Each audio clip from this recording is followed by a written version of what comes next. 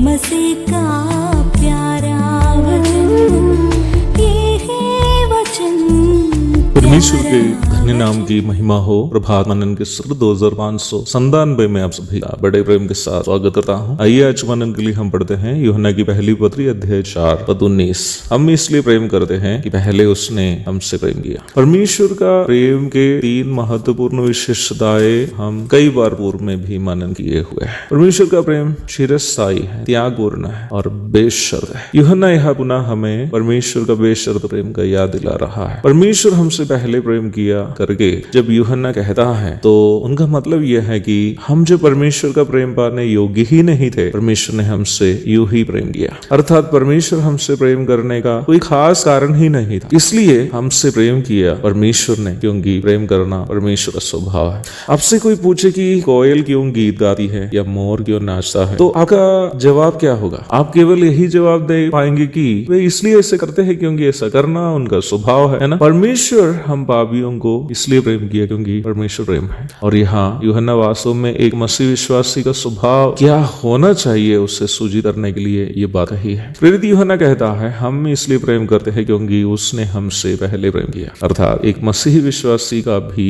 दूसरा किसी से प्रेम करने का कारण अगले का कोई गुण नहीं होना चाहिए, बल्कि अपने अंदर के परमेश्वर का प्रेम ही होना चाहिए। दूसरे किसी से प्रेम करने के लिए एक मसीह विश्वासी को कोई कारण नहीं होना चाहिए, बस अपने अंदर पवित्र आत्मा के द्वारा डाला गया परमेश्वर का प्रेम ही काफी है। पाप से प्रदूषित मानुषिक प्रेम और परमेश्वर के पवित्र प्रेम के बीच का खास अंदर भी यही है। हम मनुष्य को प्रेम करने के लिए कोई ना कोई कारण चाहिए, परंतु परमेश्वर हमसे यूं ही प्रेम किया। मसीहियों के प्रेम को दुनिया नहीं समझने का भी एक कारण नहीं है। सुख सुविधाओं में पले बड़े मसीही मिशनरी लोग अपने सुख सुविधाओं को त्याग कर समाज के गरीब, अशरण, अनाथ, विधवा एवं अन्य पिछड़े लोगों की सेवा के लिए उतरते समय उसे विदेशी धन की लालच में ही की जाने वाले सेवा, क्योंकि मसीहियों के अंदर के प्रेम को दुनिया नहीं समझती है। दुनिया वो प्रेम नहीं जानती है जो बिना कोई कारण से, बिना कोई लाभ के लिए किया जाता है। कोई लाभ के लिए दिखाने वाला प्रेम प्रेम है भी नहीं। प्रेम बेशर्त होना चाहिए। कुछ महीने के पूर्व जब मैं कर्नाटक के संगेश्वर में स्थित एक वृद्ध आश्रम में एक बुजुर्ग अंग्रेज महिला से मिला जिनका नाम श्रीमती मिरियम कीव्स है। यह धन्य महिला सन 1964 में अपना मात्र 36 वर्ष की आयु में इंग्लैंड छोड़कर कर्नाटक के